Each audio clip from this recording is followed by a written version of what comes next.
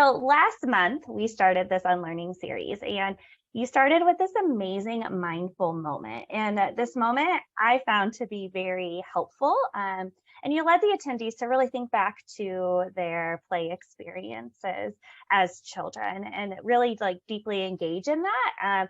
It was for me, like, took me right back to when I played Ninja Turtles with my sisters in the backyard. We had this like little like graded sewer, and we always pretended that we were the Ninja Turtles and that was our home. And it was like this whole fun, exciting play. And I could just feel myself in that energy and that urgency of play when you're describing that moment.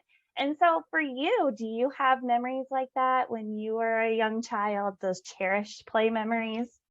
So I have to share that I've done this with so many groups of adults, and I've never really thought about this for myself. So I laughed when I read this question, and it brought me right back, just like you said, to this time. So I'm going to share my screen here. I have a little visual that might help. So at my babysitter's house when I was young, her name was Ginger. She was amazing. And she naturally knew what children needed, which was a lot of time to play. And we had, this is called Rose of Sharon. It's a type of hibiscus, which I had to look up. But we had all of this unstructured time, and there was sort of an enclosure that created like a canopy around what we turned into our play kitchen, which wasn't a kitchen at all, but to us it was very much so a kitchen. And so there was a lot of time spent pulling out the middles of these flowers and the petals and using whatever we could find, sticks, spoons, mixing those with water, creating sort of potions, which connects to something I'm going to share a little bit later. But I remember the sun being really warm. I remember a lot of pretending. I remember a lot of joy and all of the friends that were around me. And it was a very collaborative experience and very joyful. Brings me back to the potion making, and then seeing my kids kind of relive that too. It's like just something ingrained in us as kids to just mix things together and make potions. My daughter last summer wanted to go collect flowers to mix them together to see what they created. And I was like, yes, let's do it. And when you were talking last time about thinking back to childhood and playing, it reminded me of just kind of exploring the neighborhood and how we had just like freedom to roam, and how we would all kind of play together and create games that had our own rules that we made up, and rules that kind of I still remember now. And we just kind of had this freedom until our mom would yell out the door for us to come home, and we'd come home to eat dinner, and then we'd go out and play again until she'd call us back for bed. So just really great memories, and kind of re-sparked those memories that I kind of forgot about. So awesome. We're going to move on to our second question with Brandy here. And last time you talked a lot about just like some tips that you had for parents and just some realizations about how we can play with children. One of those aha moments was this idea of having free time and space and freedom to play. And for me as a mom, I was like, oh my gosh, I like cut play short all the time. But then I started processing, and I was like, well, how do I do this when I have mealtime, bedtime, and other family routines? Big question is, we want to offer open-ended play at home. We want to offer that time, space, and freedom, but we also have routines, and we know that routines are helpful for young children too. So how do we do that time, space, and freedom while maintaining all our family routines at home? Yeah, weeknights are hard, right? Especially when we're coming home from work and we're tired. Something that we did in our family this week was make our own pizzas. So we had loose parts, if you will, to prepare our pizzas, and the children chose their ingredients. And this is Maggie and Hoyt is here like just basking in the deliciousness of his creation because he can't believe how good it is. But there's some playfulness in where they're sitting too. So a lot of times we have meals all together at the table, but there are fun nights like when we have pizza on Tuesday, and we'll put out a blanket in the living room and they eat there. So I'm really thinking about incorporating play into those small moments. It's really, really valuable, and a little bit goes a long way. We also will give our children a lot of choice. Do you want to finish your homework first? and then have some time to play? Or would you like a little time to play and then to do your work? And that creates some autonomy for them and makes them feel more empowered. So we do juggle all of that with 5 kids in our house, but we squeeze in these really magical moments. And what it requires planning. And that's really what it comes down to. If when you're making your meal plan, you can think about, how could we make a meal fun this week? Or, okay, on Saturday, my husband's taking this kid to work, so I'm going to be home with the kids. And so I start thinking, like, that's a really special time that I have my 2 youngest for this small window. What can I put out that could inspire some play? So it takes a little bit of planning, but the reward is really big. And we still are very connected to our routines, because like you said, Jamie, children really need that. And so do we. So we have bath time and bedtime at the same time every night, but we squeeze in these moments of play, whether it be through dinner, after dinner, or right when they come home for 15 minutes outside. You know, Brandy, those are really good reminders to embed play into routines. And just because it's time to make dinner doesn't mean that we can't embed play and learning into that, like having make your own pizza night, or having the kids involved in that, or creating a space at the kitchen table for them to be able to create while you're making dinner and to still be able to interact with them during that. Or take bath time and put crayons in the bathtub that they can create and explore in the bathtub on the walls, and then they wash right off and things like that. So of taking those small moments to continue to be able to play and explore within those routines, so that you're not getting lost in the routines. It comes like part of your play, because those routines are really, really important. So I really like those reminders of, like, it's not just bath time, it's not just meal time. There's so much value in those routines from a routine perspective, but also a play and learning perspective at the same time. Yeah, I totally agree. I think sometimes when I can be a type A type person at home, and when I hear like free time, it's like, well, what like okay, but we have to do stuff. And so having that intentionality and planning is helpful for me as a parent, because I can plan to have free play, but then I know what's happening. Like there's a little bit of sense of control for me as a parent without having control. Like it's child led at the end of the day. But I'm also like working it into our family schedule, and I think that's helpful too, for sure. So thanks for sharing a little bit about that, because I know, sometimes when you think of free play and time and space, we get anxious because we just don't have a lot of time and space sometimes. So I appreciate that perspective. So at Childcare Answers, we really believe that children learn best through play. And I know that Conner Prairie does as well. You can see that in Conner Prairie as soon as you step foot on the grounds. And everything you say, Brandy, is just so beautiful about play. So we would love to know, what kind of experiences and opportunities do you recommend for families when it comes to play?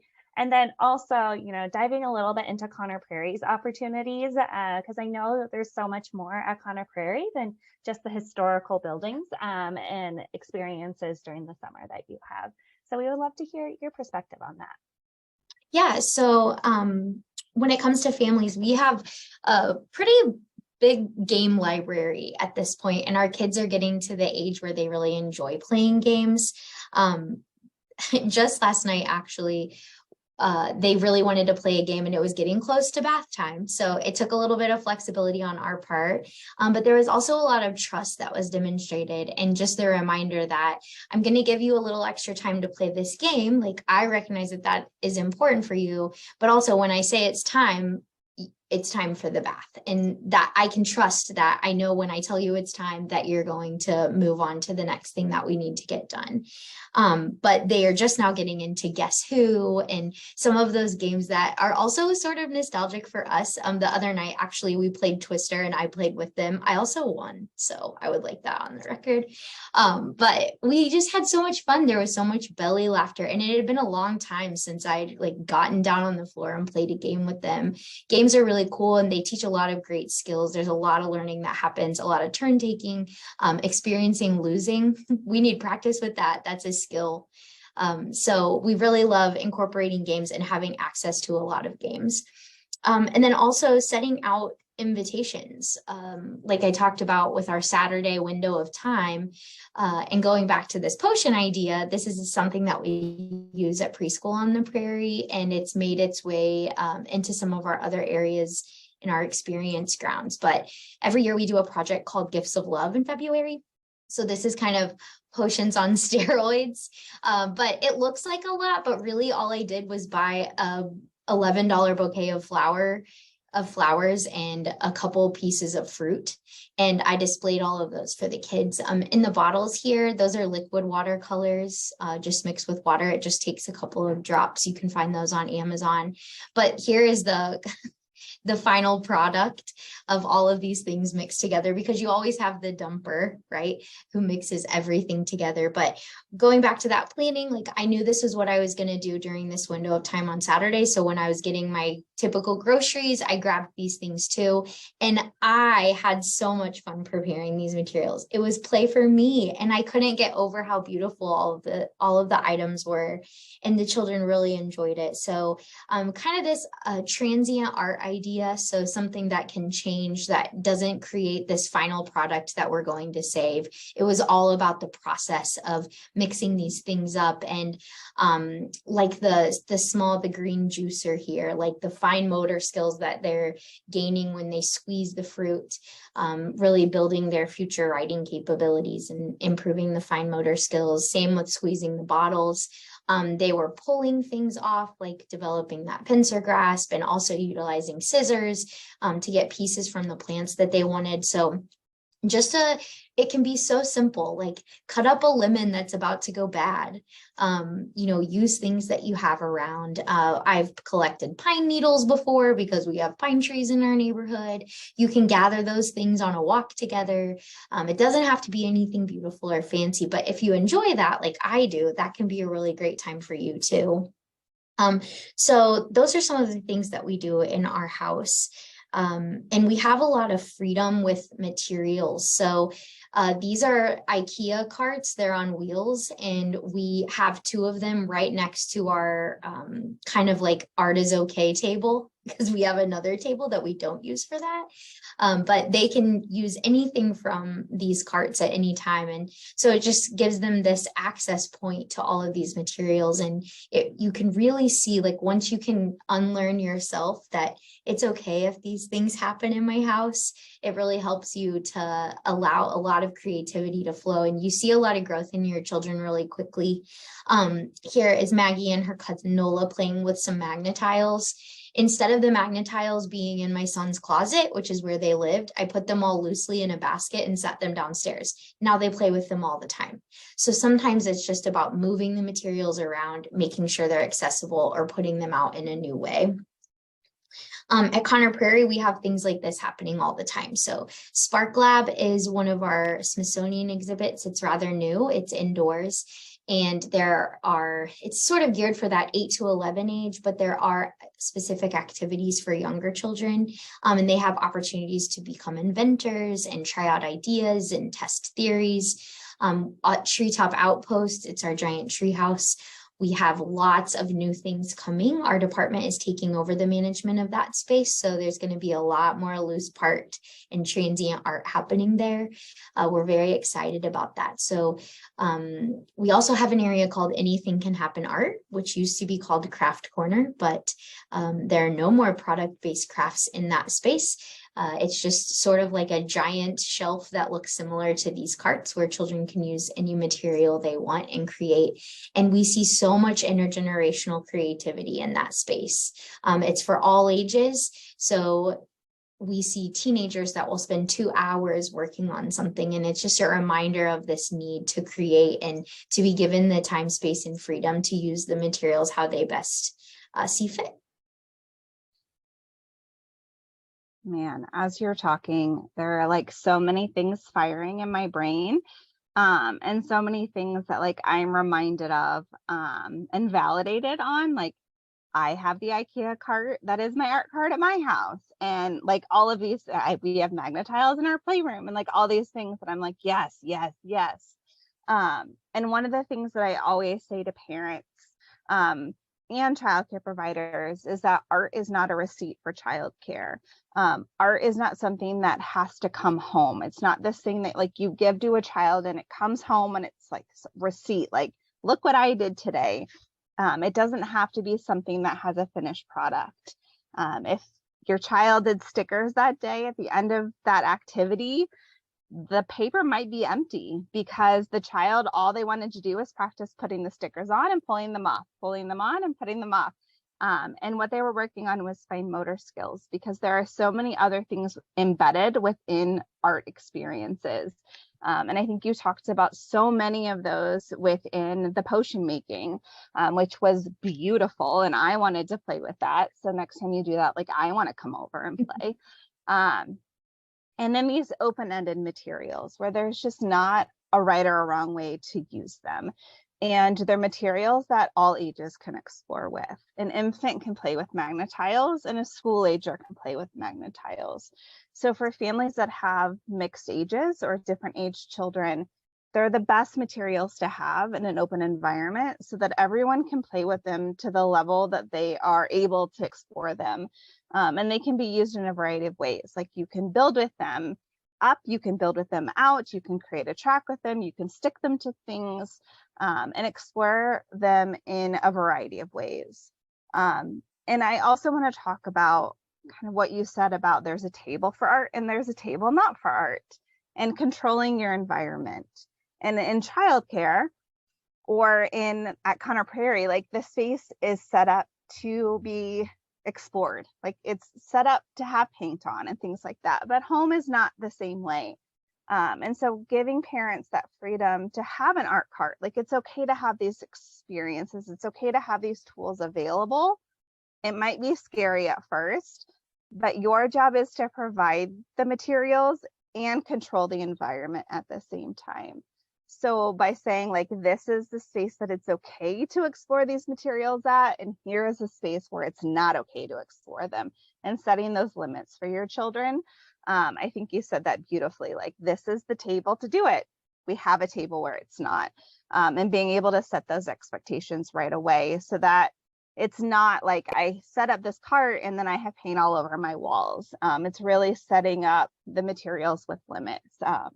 And knowing that it's not like Lord of the Flies, that there are limits within free play, which I think is important, because I think sometimes when we hear the word free play, we just see like kids climbing walls and paint everywhere, and that's just not the reality. It could be without limits, but there are definitely limits within the freedom to explore. So you just said so many things that I was like, my brain was like, bing, bing, bing, bing, bing.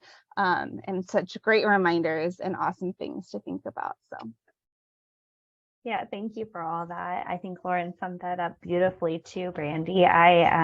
Potion play is one of those things that I didn't know about until a few years ago. I even got like those grinders where they can grind all the different spices in and throw those in there too. It's such like a multi-sensory experience, and I found myself like so involved as an adult doing it too. So I think that's the key to family play, is finding those opportunities where you're going to tap into that play experience too. So we know that play-based skills and play-based learning is really just rooted in this idea that you're going to learn through play. But there's also some other terms kind of associated with play-based play that I would love to like dive deeper into. So at Conner Prairie, you have talked to us multiple times about ideas of nature-based play and then also place-based play. Can you please just share more about that and what that looks like for families at home, and what even is nature-based or place-based play? Sure. So when we think about nature-based play and place-based play, which nature can kind of be considered a place, it's letting the space do the work. So noticing the uniqueness of the space that you're in. We have a magnolia tree in our backyard, which is such a huge gift. And that's something that you wouldn't see anywhere else. So like, what makes that space special or different from other spaces? Like I said, in my neighborhood, we have a lot of pine trees. So there are pine cones all the time. And right now you're starting to see them sort of grow. And so just being aware of the space that you're in, letting it do the work, and helping your kids to learn that the birds that you hear and see here in Indiana aren't the same birds that you would see somewhere else. Like there's so much value just in your own backyard or in your own city, town, state. So just helping them to connect to the uniqueness and the beauty around you and really starting to notice. I remember Conner Prairie made me a lot more aware of all these things just because nature is such an important component of all that we do and what this place is. I hadn't really even noticed the plants in my own yard. And I had lived there for 3 years. And one spring it was like, oh my gosh, look at all these plants that are all around my yard. And I've been seeing them every year and I wasn't even paying attention. So your children can also help really bring those spaces to life. Notice what they're drawn to. We have a little corner in our backyard that doesn't really grow grass. So there's like a lot of really dry dirt, which makes great mud. And we also have a great spot for a hammock right there. So like we were able to utilize the space that we had to make it kind of a special area. So I think just being aware of what the space has to offer, maybe trying to look at it with fresh eyes, which children are great leaders in that work. But we have so many opportunities just right around us. Prior to the house I live in now, I was in an apartment.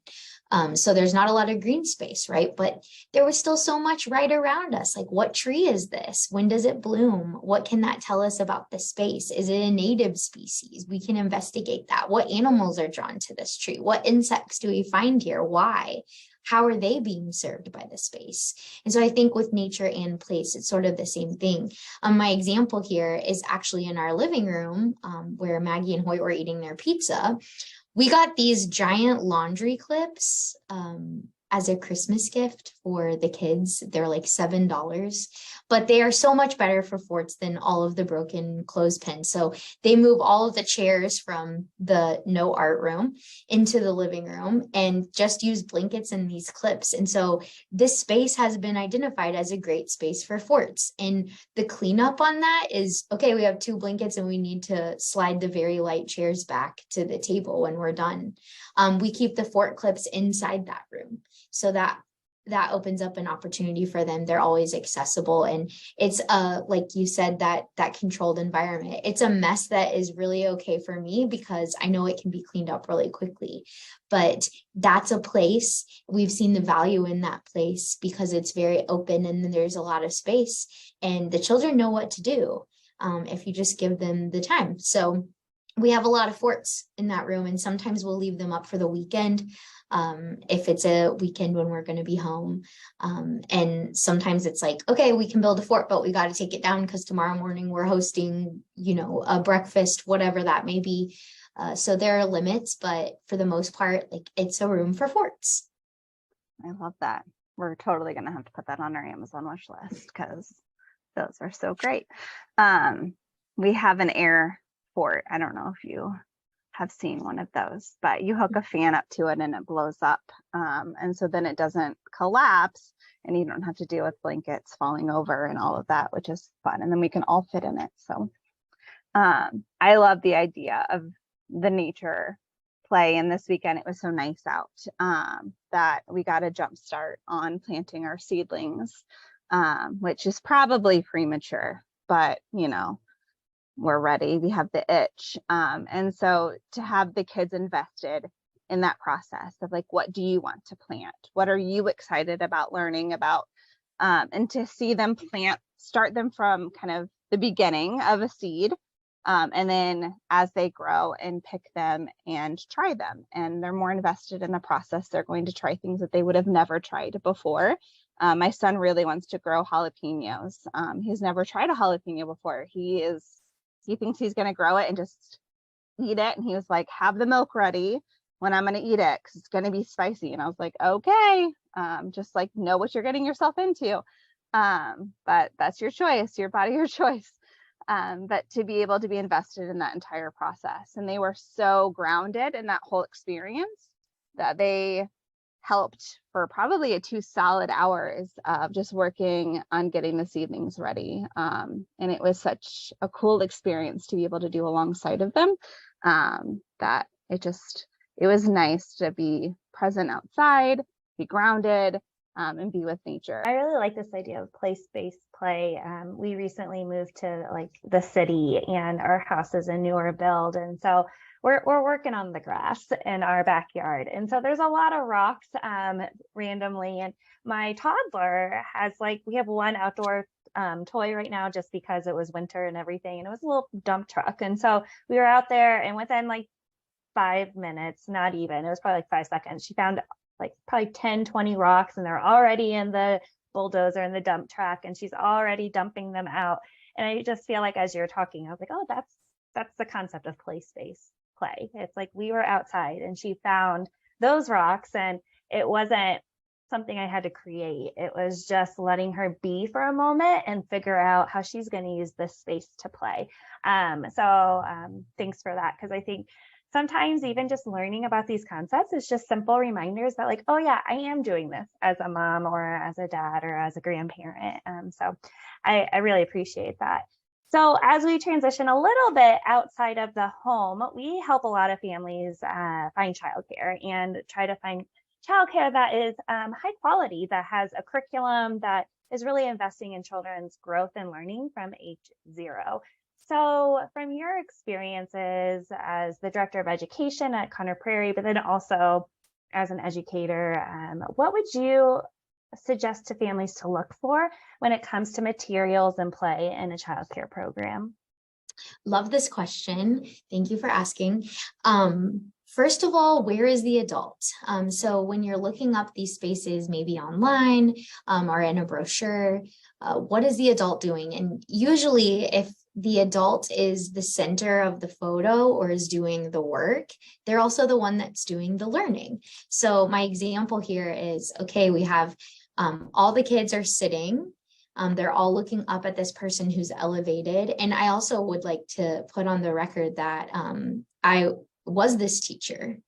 And so there's no judgment. It's just thinking about it in a different way. It's getting to that point of unlearning where we can let go of some of that. But all the kids are passive in this picture. And that's okay if that's sometimes, but we want to see a lot more of what is in this picture where the adult is side by side, the children are doing the work. These children are much busier than the older children in this photo. So that's really interesting. So thinking about who's doing the work or maybe even the learning, where is the adult here? And then child art, does all of the artwork look the same? And we talked a little bit about that. It's about the process, not the product. If you are in an early learning setting with 2 and 3-year-olds and everyone's art looks the same, shocker, the kids didn't make the art. The adult did. So if you see those pictures where the adult cut out all of the pieces and then showed the children where to put them on, that isn't art. That's practicing a different skill. It doesn't really mean that it's bad, but it needs to be balanced so that they also get time to just deeply be in that process for themselves. Also the decor. Like if it's very, very busy and there are all these bright colors, the way that looks to my brain now is there's no room for what the children add. This environment was already determined and it was already decided what was important enough to be on the walls. Whereas if you look at the photo on the bottom, it's very natural. They have lots of blank space, which is really important for our brains. Can you imagine if your entire office was filled with red, yellow, and blue everywhere all the time? Like, what does that do to you? That doesn't really inspire you. It doesn't leave a lot of space for you to think, to dream, to think about possibility. It's just, it gets very, very busy and it gets harder and harder to focus. So look for blank space. There's value in it. It also is an invitation that maybe your child's art will be there someday, instead of clip art or something that we've purchased or printed from Pinterest. Is there time for play in the schedule? Do they have time for choice? And that's really, really important all the way through when they start elementary school. And hopefully if you have great kindergarten and first grade teachers, there's still time for that too, even if it's just a little bit of time. They need time to make choices and to play. And that can be a little bit more guided, but there should be choice. What do the materials look like? Are they interesting? Do you see beautiful things. Is there wood? Is it all plastic? Does it all look like there's only one thing I can do with this object? And that's like you were talking about with the versatility of things like magnetiles. Is this a material that's limiting, or is it something that's going to allow my child to be creative? And then I think when we think about academics, if they're talking about how academically focused they are when your child is 3, it's just not serving your child. There's no reason to push those things before children are ready. Their love for learning, for language, those should come organically, and they should have time to develop those things. They are not supposed to learn all of their letters, shapes, and numbers before kindergarten. That's what kindergarten is for. They need time to play. And as caregivers, we have to advocate for that. And we have to be looking for the settings that value it. And there are limitations, and I understand that, but you will be able to tell if your child is honored in a space. You can learn a lot really quickly by the way their schedule is set up, the way the environment looks, and follow your gut. Yes, follow your gut. At the end of the day, everything can look perfect. They can check every box, but if something doesn't feel right, it's not the right place. And as an infant toddler teacher, formerly, it's really about following the child's lead, of kind of sitting back. And if the child takes toys off of the shelf, it's asking about those toys. It's playing with those toys. It's following their lead with those materials. You know, toddlers are dumpers. Because they're saying, hey, I'm interested in these materials. They're not dumping to bother you. They're dumping because they want to explore those materials. So opportunities, low open shelves for them to be able to take out a basket of toys to dump. Materials that are open-ended and even non-toys, because kids love non-traditional toys like kitchen tools or boxes or scarves or things that we don't even think about as toys, things that you can't buy in a store, are some of the best toys because there's so many things that you can do with them. And just the ability to explore the environment. What I love about this bottom picture is the different nooks and crannies. So I can be with my peers and explore with them, and I can also be by myself if I need some space. And my teacher allows me to do that. My teacher recognizes that, like, Lauren needs some space right now. Let's give her that moment. She wants to read a book by herself, or Lauren wants to play with the rest of the group. And there's that ability to do that. And when you said, like, where is the teacher? She's on the floor. She's on the floor playing with the children. She's watching the children. She's talking to the children, and she's engaged with them, even in an infant classroom. And where are the babies? They're on the floor. They're not in a device. They're on the floor, or they're in somebody's lap. And so these are the things to be looking for. And I always tell families as well is you should look at this space as for the children. So when you look at the walls of artwork, it shouldn't be up for you. It should be down for them so that they can see what they've created, not for you to see what they've created. You can see something low, but they can't see something high. And so all of these little things make a quality environment. And it's not rocket science. It's all of these little tiny quality nuggets that when put together make something really special. And so that is what makes a quality environment. Completely agree. I have a random question that we did not have for you, Brandy, but I'm sure you'll be able to answer it. Lauren mentioned non-traditional materials, and then we said the word loose parts a couple of times, and I know that's not necessarily a phrase that it's an early childhood phrase for sure. So could you share what loose parts are, or is, I think it's what they are, I guess would be the right way to ask the question. Yeah, just they don't have an intended use. And my introduction to loose parts was if you give a child a plastic fake pickle that maybe is with play food, then they're probably going to use it to be a pickle. But if it's a piece of green felt, then it can become a form of money. It can become a hat. It can become all of these different things. So when we think about loose parts, the possibilities are endless.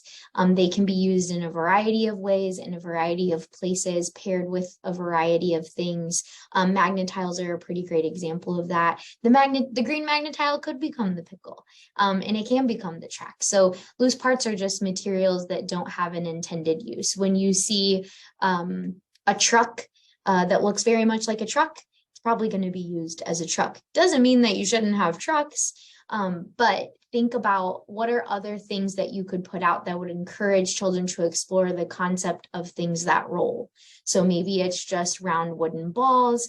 Maybe it's just different things that they can build with, whether that be sticks, popsicle sticks, plastic cups, those things that they can use in a variety of ways. Great. Thank you so much. I think sometimes we forget as professionals that some of these words might not be something that we use at home. So thank you. I appreciate that. We are at our last question for the day. And if anyone else has any questions for Brandy just about play and experiences at home or at Conner Prairie, feel free to put them in the chat box. But our last question today is that we offer a lot of parent educations and opportunities for families, but they're always interested in how to navigate the sibling play. Mainly because we know with siblings, I have my own siblings, that sibling play can be hard sometimes, especially when they're different ages and you have different levels of development and different individuals trying to navigate play together when they're just learning. So I think any recommendations you have for play at home, you've mentioned the games, which I know is really great. And even the potion, I can see older kids and younger kids doing that too. But yeah, what do you recommend for home for that sibling play? And then also at Conner Prairie, is there something more like a spot or a place or an activity that's more specific for families that have multiple children? Sure. So you're right about the potion. So this is my 11-year-old daughter, Paisley, and she was very ready to make potions. Our teenagers were working that day, but last year they also made potions with us. So sometimes those art materials are so intriguing that it gets everybody on board.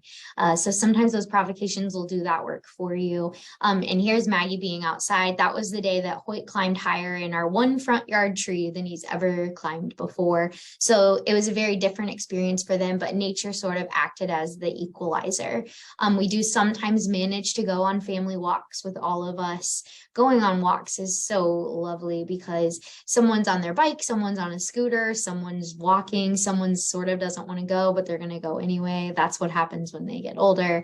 We drag them along from time to time, but being outside is always a great way to get everyone engaged. But kind of a tip that might help, thinking about play profiles. So I believe that I learned this from Brene Brown. She was talking about diving into this with her own family, and she recognized that, pretend play is sometimes really hard for adults. Like when my kids were a little younger and it's like, I want to pretend with these dinosaurs. I'm sort of like out of my element. I didn't even do that very long as a child.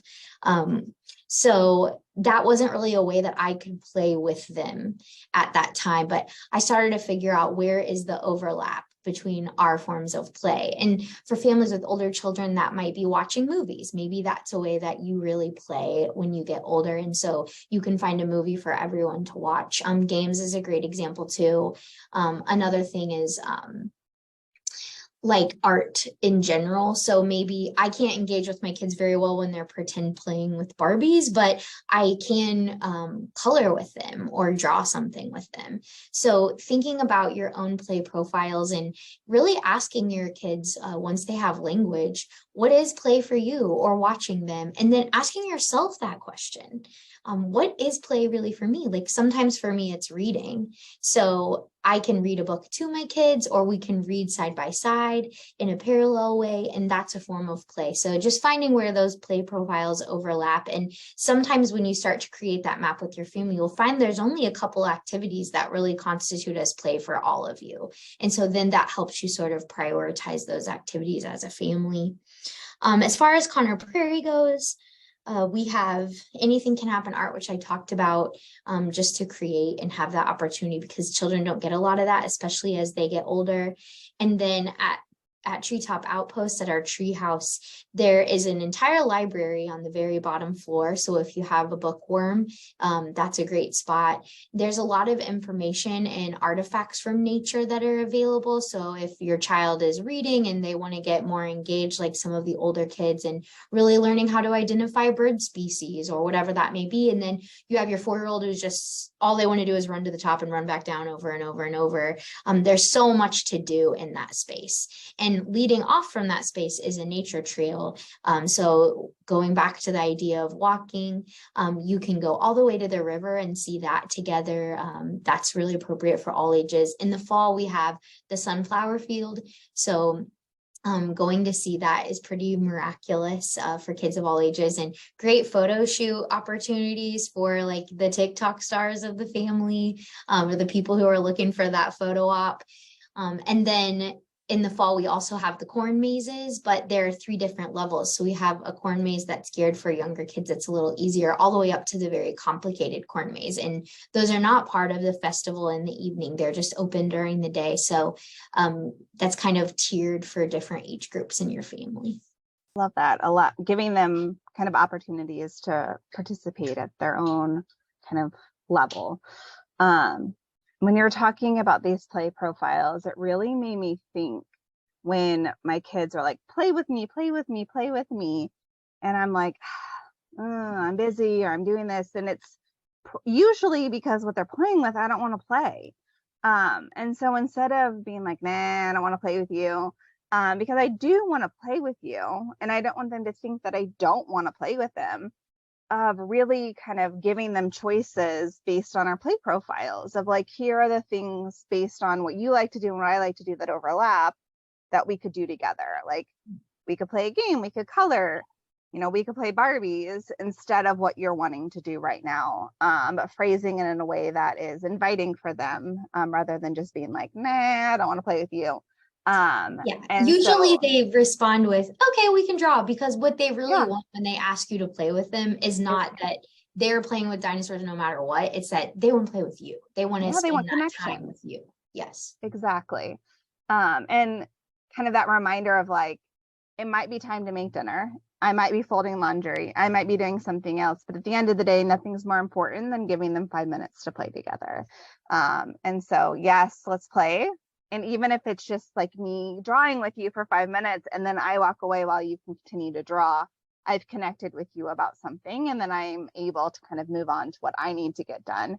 And it's that really great reminder, kind of on those same lines of like, put your phone down and play with me. And it's like, yes, you're right. I need to set a good example and kind of unplug and be present. Yeah, but no parent guilt allowed. No, I mean, mom guilt is like just kind of part of the game. But yeah, it's really hard. It's a reminder that we need to have every single day that no parent guilt, no parent guilt, no parent guilt. And just saying like, I'm really busy, but could you get 5 forks for dinner? And then all of a sudden, like, they're in there with you, they're connecting with you, they're helping prepare the dinner. You can get creative with that. It's that's playful too. Are there any other questions for Brandy? We've come to the end of our questions for her today. She's coming back one more time, and we're going to talk with her and Conner Prairie about some exciting things that they have coming up, but then also just about STEAM and STEM learning and what that is and what it can look like at home too. So if there are any questions, feel free to head out, but we just want to formally say thank you, Brandy, for making time for us today. And this conversation always just fuels my heart and love for early childhood. So I appreciate it. Thank you both so much. Great to see you. And thanks to everyone who listened in.